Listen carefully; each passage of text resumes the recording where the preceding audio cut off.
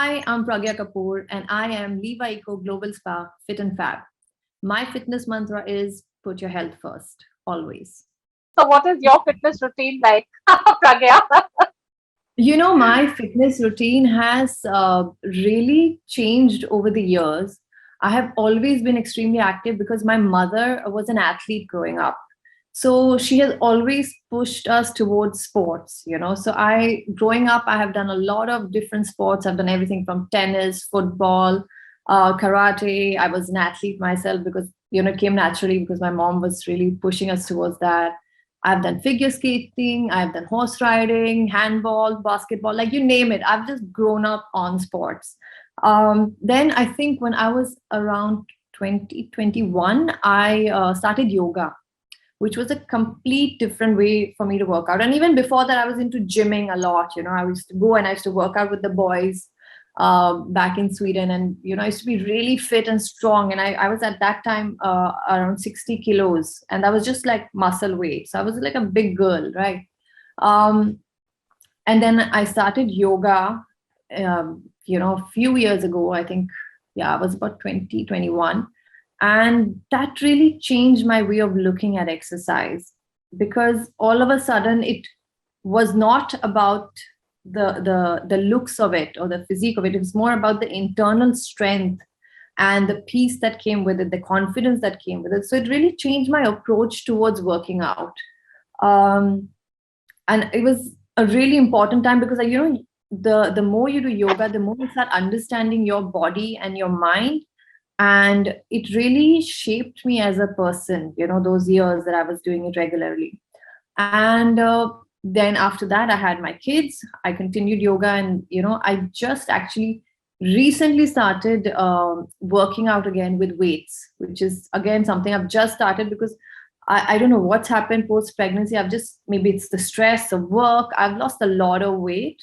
And I realized that yoga might not be the way forward for me right now because, again, yoga does not help you put on weight or muscle. It just keeps you really Right. lean and really flexible. And I Yes. felt at this point uh, I needed to gain a little bit of weight. So I started weight training, and I've not done that in 10 years. It was like a big jump, but I'm really enjoying it. I'm really enjoying the power of it, and the dynamics and all of that. So yeah, it keeps changing, but I'm enjoying it. And even now, since I'm living in Goa, I'm spending a lot of time playing tennis. I'm going climbing. I'm going trekking. We are out on the beach playing football. So it's like a lot of activity, and I'm really enjoying that. It's really calming. It's really helped a lot, especially since the lockdown where we have sat at home for such a long time. We barely moved, right? And then to Right. have that freedom of movement, it's really like empowering and at the same time very liberating. So what does the concept of wellness mean to you, Pragya? That has also taken a complete turn for me in the past year and a half. You would take it for granted that, because you're young and everything is fine, your work is fine, your family, everything is good, and then all of a sudden you're exposed to something like the COVID pandemic, and I just realized how fragile we are as human beings, and we really need to work more on our mental health because we put a lot of effort on our physique and looking good and outward looking healthy, but not really focusing on the inner wellness and how we feel, our emotions, and what we are eating. It's all a part of it, but we end up just focusing on the workout rather than the overall concept of wellness. And um, I think that is something I really understood in these past few months, how important it is to make sure that it's not only your body, but your mind and your soul, all of it, it kind of, uh, you know, that is what wellness is. It's not just about the physical workout, it's the entire thing, the totality of it, right? So, So it's yeah, everyone, integrative nutrition, as you yeah, said, like social nutrition, yeah, emotional nutrition. You lost your dad during COVID, right? I did. I remember reading about that, and it just, somehow just my heart just went out to you because, especially as you rightly said, during this time, it was like a 360-degree turn for everybody. Otherwise, we're just Yeah. racing around with our work and workouts and the social commitments, etc. And then suddenly we learn to value relationships much, much more and prioritize now.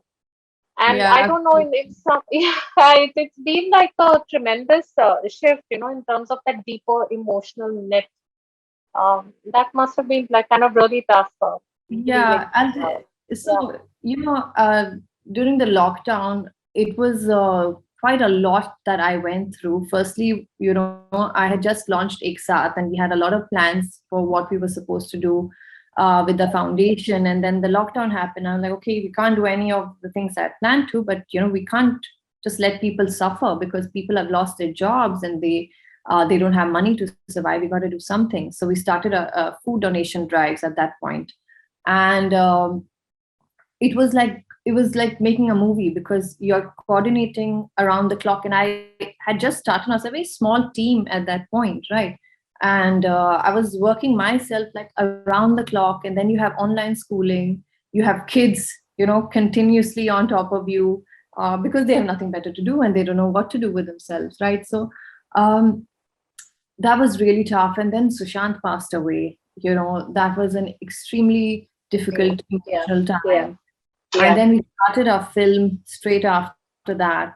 And I remember January, and this is why I think this lockdown has really changed my perspective towards wellness, because in January our film got over in December, and we moved to Goa, and I just couldn't stop crying. I was just crying continuously. I couldn't look at my children. I couldn't speak to my husband. I just wanted to be alone, and I just didn't know what to do. And your heart would be palpitating, and um, it was just, and I didn't know what You was were happening. And I was just getting angry, and processing too many things, processing too many yeah, things, coping with too many things. Yeah. it Yeah. was too much. And at one point, I told Abhishek, my husband, I told him that I think I need to see a therapist. And I feel so blessed that I recognize that immediately, that I needed help, because most time we kind of ignore it and we just feel like Yeah. it's something we got to deal with. And I Right. spoke to a therapist, and she immediately diagnosed me and said, you're going through emotional burnout. And I'm like, what is this? I'm fine, there's nothing wrong with me. It's just like, I don't know what it is, but I can't be going through something like that. It's not that serious. But she was like, it's an extreme burnout, and if you don't take care of it, it's going to get worse. um, and I remember starting off with her, and it was really tough because it was just so much that I was dealing with. And there was so much that, because I'm, as a person, I'm always someone who puts everyone else first. And I never really focus on myself and my health, because, when you have children, you have husband, you have work, and you have so many things to take care of, you kind of just put everything else before yourself, right? And she was like, you got to put yourself first. And I was like, what? How do I do that? I've never done that. So that was like, it took some time to adjust and start putting boundaries, and start to saying, okay, what do I want and what is important for me. And um, I was just like starting to get better, and I got a call that my dad had COVID, and he actually recovered fine. And we were like, okay, great, it's fine, it's all good. So we didn't think too much of it. And then 2 weeks later, he just had some sort of complication that just popped up.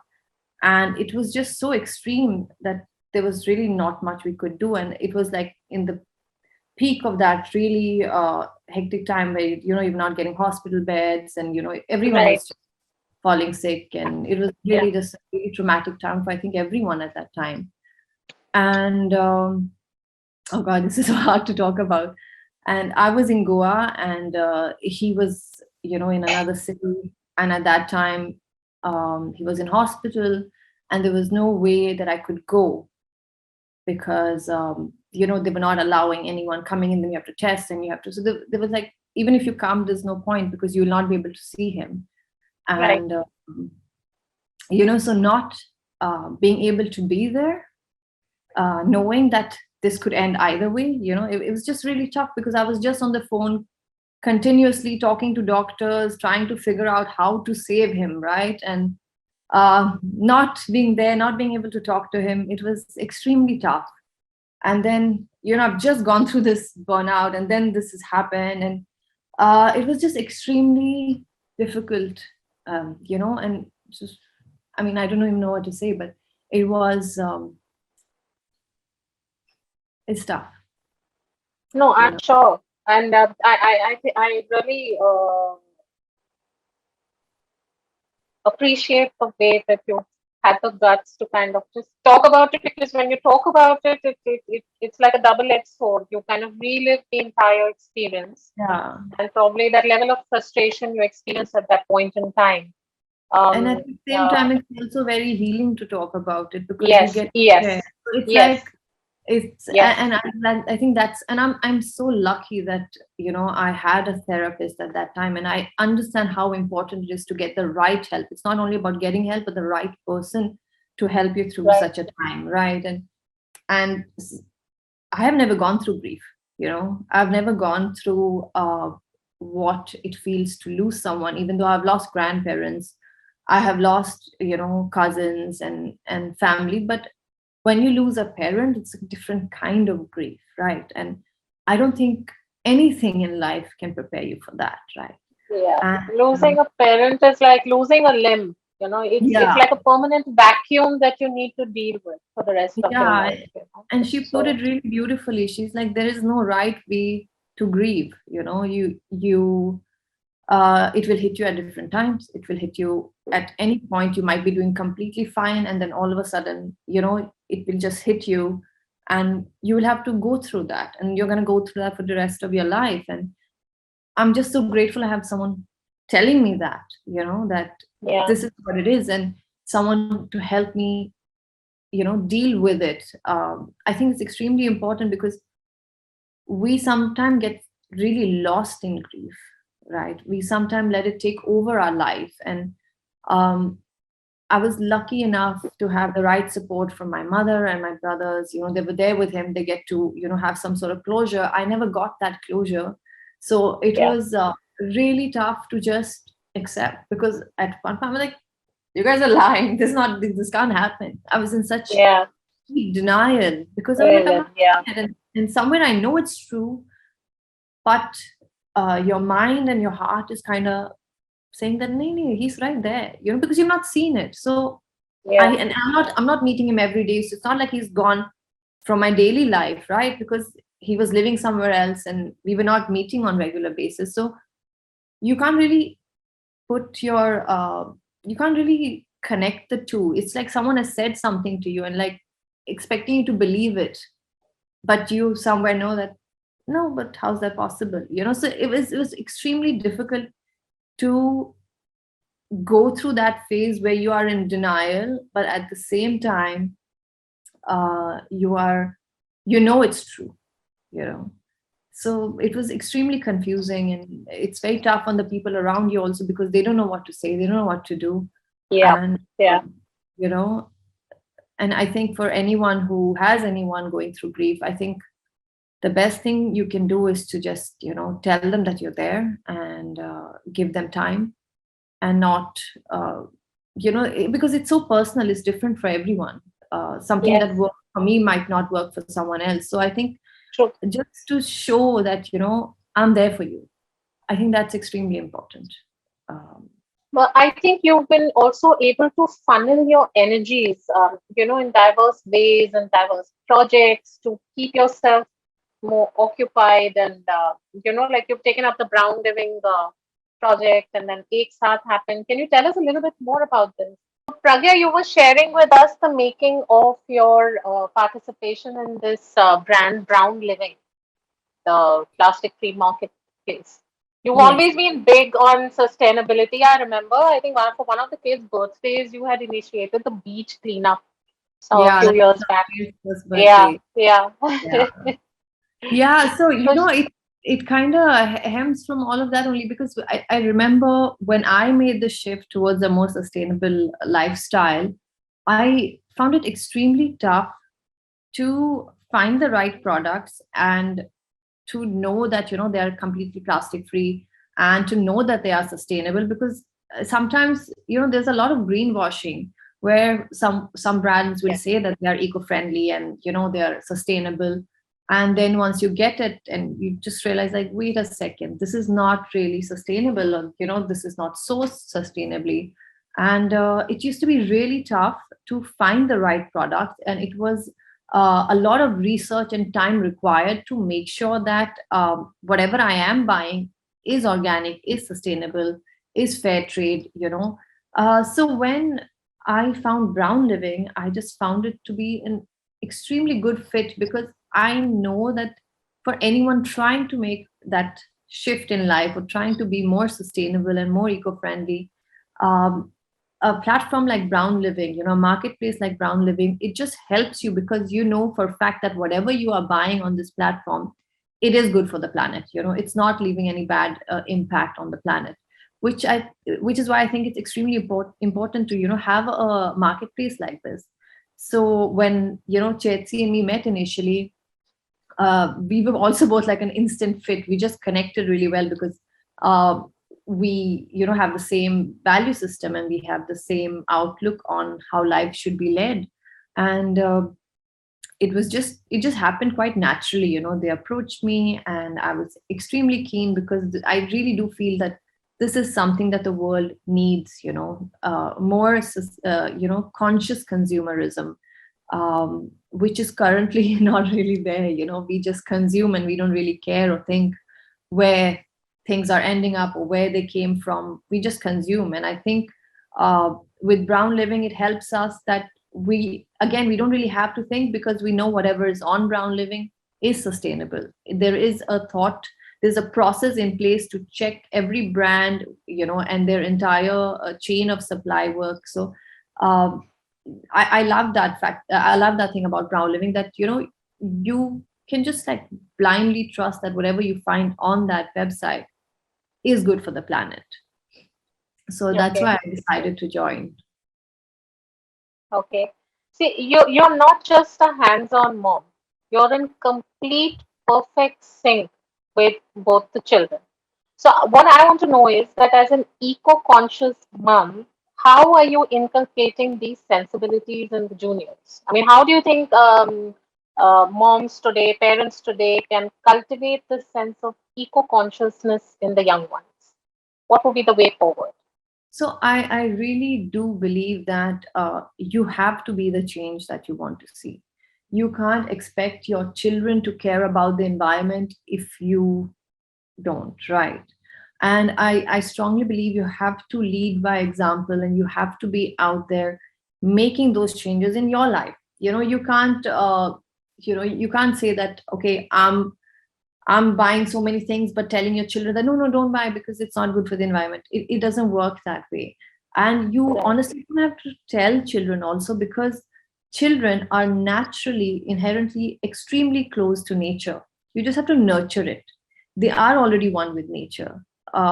We, with our lifestyle and our way of living, are pulling them away from nature, you know so we just need to nurture what's already there, because there's a lot of empathy in children naturally. There's a lot of understanding, there's a lot of love and kindness in children. We just have to nurture that. And I think a big part of the battle is won there, because the moment you tell a child that, what, don't use plastic bags, because it's bad for the fishes and for whales and for any marine animal, they'll never want to do it, because they're like, I don't want to hurt that creature. I love them. I love fishes. I love whales. My son loves orcas. He would never want to harm them. Like, even for his birthday, Sana's, I think it was his fifth birthday. Yeah, no, his fourth birthday. His fourth birthday was a zero waste party, and we didn't have any balloons. And I just told him that it's not good for animals. You'll have dogs eating those balloons, and you'll have cats eating. They'll fall sick. And he's like, "Okay, Mama, what can we have instead? Can we have flags?" And I was like, "Yeah, we can have flags. That's perfectly fine, because you can reuse them." And it was just that simple. It was that simple. I didn't have to, like, go over and about to explain it, or I didn't have to do anything extra. He just got it. And I think that's the beauty with children. They know it. We are the ones who have already gone so far away from nature that we don't connect the dots, but they do. So with my kids, I don't do anything extra. I just make sure that you know they see whatever I do, and I hope that they will adopt that somewhere in their life as they grow older, because I think we naturally do that. We tend to become a lot like our parents. So if I make sure that I'm segregating my waste, I make sure I'm not harming animals, and that I'm being kind towards other animals, I'm being kind to humans as well, and I'm consuming less. I'm not someone who will walk into the house with like 10 shopping bags, right? So then they don't see that, and they will only do and behave the way they see us behave. So if we don't do it, like my kids, they barely get any gifts or any toys, only on their birthdays. And then that also become extremely special, and I don't allow their friends to give them gifts either, because I don't want them to associate friendship with gifts. Yes. Yeah. And I don't want them to feel that, okay, my friend got me this, or I didn't like this, I don't like this friend because he didn't like buy me something I didn't like. I don't want them to connect the two, that okay, friendship and gifts should go hand in hand. It should not, absolutely not. You're not going to someone's birthday party, you're not inviting someone to your party because you want a gift, you're inviting them because you love them. Yeah. We don't give and we don't accept any gifts. Our presence is our gift, and your presence is our gift, and that's all that matters. So we try to avoid it as much as possible. What I normally do is, we have this little gift card that we have made, which my children give as a birthday gift, which basically says that we have made a donation in your name to this particular NGO. Currently, I'm supporting Bal Asha.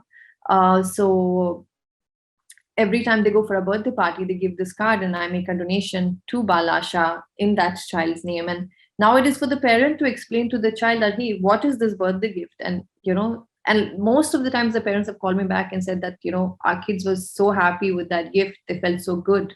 And there's a beautiful picture of all the children, like smiling and laughing in the picture. And that was also one of the first things Isana said when he saw that gift card for the first time. My children are so happy, they look so happy. I said, yes, they look happy because we are taking care of them. And even for his birthday, when we had the zero waste party, he didn't get any gifts. In fact, yes, he did. He asked me, I told him, Isana, this year we'll not get any gifts because, there are children out there who don't have mommies and daddies, and they need our help, and we have to take care of them. They are our responsibility. And he was completely fine with the fact that, I'm not getting any gift. But then he asked me, Mama, can I have 5 gifts? And I was like, yeah, you can have 5 gifts, So, so then I made sure that, okay, I got him 5 gifts that I know are sustainable and, not harming the planet. And he was extremely happy that he got 5 gifts. And at the same time, he got the values of, giving on his birthday. Right. And it just came so naturally to him. The moment I said that, it's our responsibility to take care of them because they don't have mommies and daddies, he just got it. He's like, yeah, of course we have to take care of them. I know how important it is to have a mommy and a daddy, right? So there's so much empathy in children, there's so much care that it's not tough to explain to them or to sell them the idea of kindness. The problem is that the more we consume, whether it is through social media, television, through online shopping, or just shopping in general, the further away we go from kindness, because we are constantly feeding our ego with whether it's likes, whether it's views, whether it's money, shopping, whatever. We just continuously catering to the ego that I want more, I want more, I want more. And the moment that you don't want any of that, you are all of a sudden looking at, what can I give, who can I give, who needs me, what can I do. You just change your thought process. And it doesn't mean that you have to give a gift. It just means that you maybe, like, I mean, in Goa, we have a lot of ants in our house, or there are a lot of other bugs and all the walking around, that if there is someone struggling, you just help it and you just gently pick it up and put it aside somewhere where they're comfortable. It is as big and small as that. You just become kinder because you're not feeding that ego. You're not constantly thinking about yourself, you know.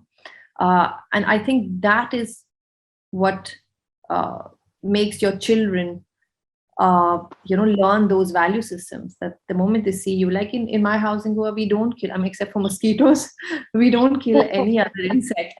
Or,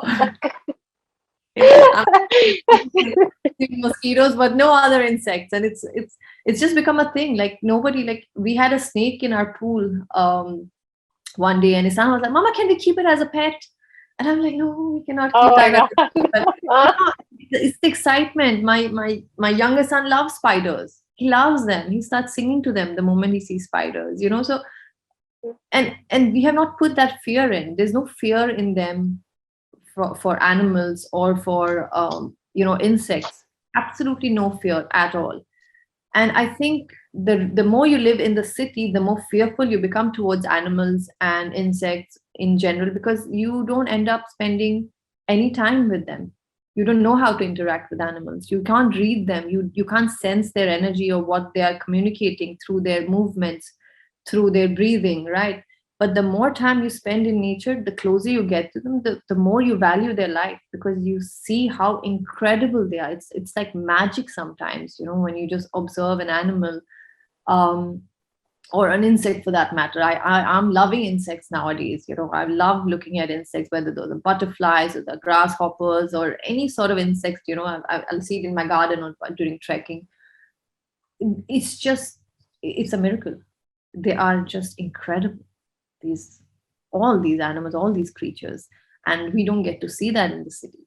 In the city, you see any ants, you try to kill it. You see any animal, you try to just get it out of your house. And I have butterflies living in my house, in Goa, because everything's open, everyone comes in and out, then they're equally welcome.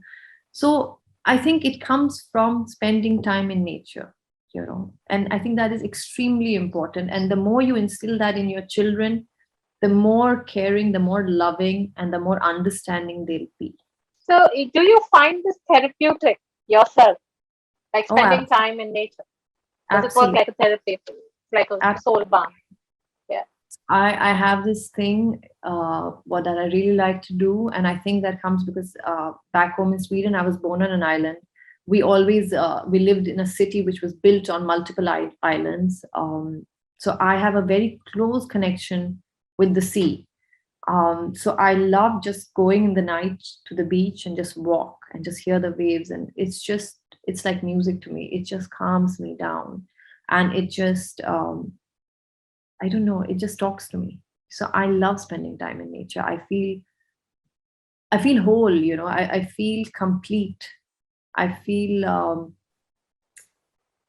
I just feel more confident and relaxed, and just so filled with healthy emotions, so to say. So it's a very, like, I like to go trekking at least once a week. I like to go climbing, because again, it's like you're touching it, you're right, you're with that rock, and that rock is also talking to you. It's all talking to you. The more you spend time in nature, you just feel the energy of everything. So what's your favorite travel destination? Is there something that's there on the bucket list? Not really. I don't have I really love traveling in India. I think India has so much diversity. You get it all. You get the desert, you get the mountains, you get the rainforest, you get everything, and you have some beautiful forts. You have Taj Mahal. You have so many beautiful temples in South India. I mean, I feel like if you've traveled India, you've traveled the world. So I like that. I really like the diversity in terms of food and language and culture. There's so much to learn in this country. I mean, you don't really have to go anywhere really far away to enjoy. You have beaches, you have everything. Like, I don't really have to go anywhere else.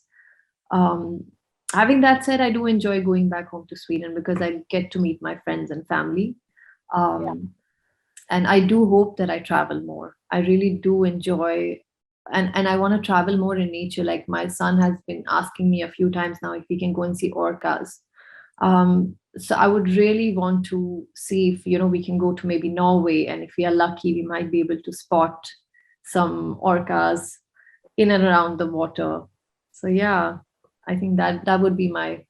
I mean, because he wants to do it. I think if he really wants to do it, then we got to do it. Do it, yeah. So tell me something. What do you count as your biggest accomplishment, as Oh your my biggest big. achievement? Oh God. I think life is a journey, and I would say that every time you accomplish something, you are always going for the next thing, and I think it is beautiful to do that because you just grow as a person. And I think my journey has been quite incredible in itself, because here comes a 19-year-old kid from Sweden to India for the first time. I mean, not India, but Bombay for the first time, and Mumbai, sorry. This girl comes to Mumbai for the first time, and she doesn't know anyone. She's never been here. She just comes with a suitcase, and she starts doing events, and that she lives on literally nothing. She's used to working because she's always had a job. I had my first job when I was 13, so I've always worked. And and just work your way up, and literally like anyone else out there. And I think it's been an incredible journey. I'm extremely grateful, and I would say I'm also proud of what all I have done in life, because it is like a movie of sorts. It doesn't just happen to anyone and everyone. uh, the life that I lead, right? And I think I've been extremely fortunate with great support, whether it's my parents, my husband, my in-laws, my friends. They're extremely kind and supportive. And I think that is the reason why I've been able to get where I am today in life. And I have learned so much. I've had such great mentors, whether it's Ronnie Screwvala, whether it's like Bhushan Kumar. I've learned so much from them. They're my colleagues, they're my partners, but they are senior to me, and I've learned so much from them. I've learned so much from my children, and I think the reason why I'm leading the kind of lifestyle I'm leading now is for them. I want them to be kind. I want them to put the planet and life first. And um, I don't think if I had the kind of life I've had, I wouldn't have been here where I am today. So I'm extremely grateful. I think, and I just hope it gets better and better and better. So I hope, you know, I haven't had my biggest accomplishment yet. It's yet to come, hopefully. So, what is that something that you'd like to share with everybody? What is it that you have learned in life? Um, you are an inspiration for many around you. What is it that you'd like to say? Is there some thought that you live by, some anthem that you believe in? What would you like to share with all the readers, listeners, viewers?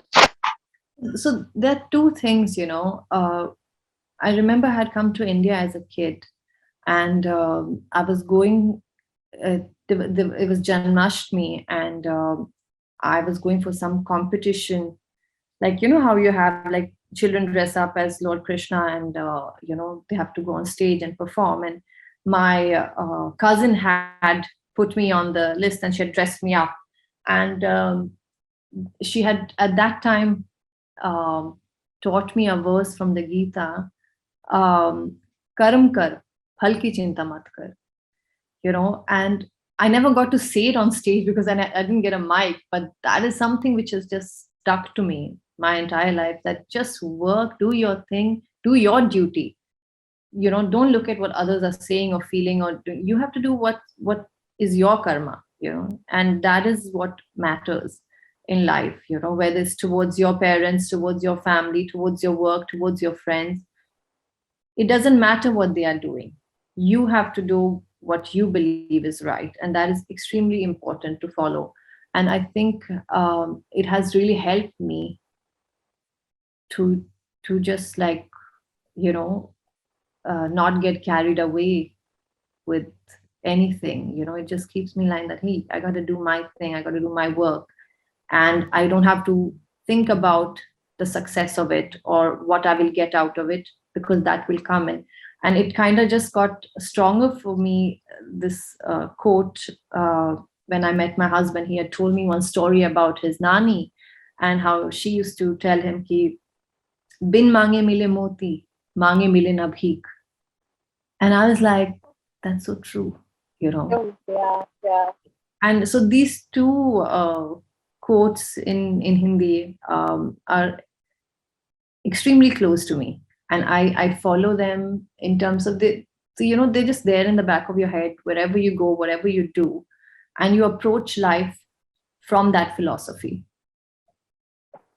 I think that's absolutely fantastic because these thoughts simply anchor you. And given the fact that you belong to, you're an intrinsic part of the film industry where it is so easy to kind of just get swept away by Yeah, the yeah, external flaws absolutely. and glamour. So you are extremely anchored as a person and very sorted in the head. And that's why I find it an absolute pleasure to chat with you each time. You're too So kind. thank you. No, I'm telling you the truth, honestly. So there's no superfluous talk. I mean, it just comes from within, and one can read that you practice what you're saying. As you said, that more is caught than is taught, right? And this theory of निष्काम कर्म योग जो आपने भगवत गीता से quote किया, Correct, कर्म correct. करो फल की इच्छा नहीं करो. I mean, it's easier said than done, and you're somebody who actually practices that, right from your relationship with the children to your parents to your loved ones. It's extremely gratifying and heartening. And thank you so much for taking out time to chat with us today, Pragya. I really value the conversation that we've had today. No, And it's congratulations. my pleasure. Thank you. And congratulations once again on winning the Global Spa Fit and Fab award. You look fabulous anyway. So Thank you. You're so kind. Thank you.